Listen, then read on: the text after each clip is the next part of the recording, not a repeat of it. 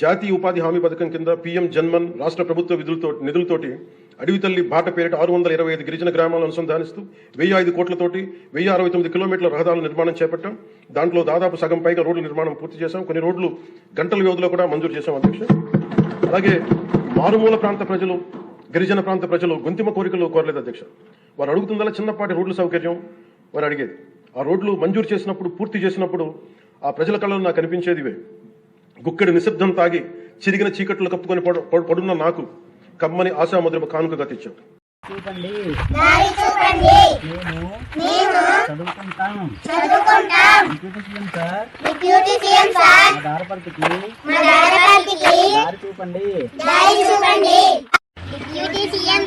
మాకు రోడ్డు వేయండి.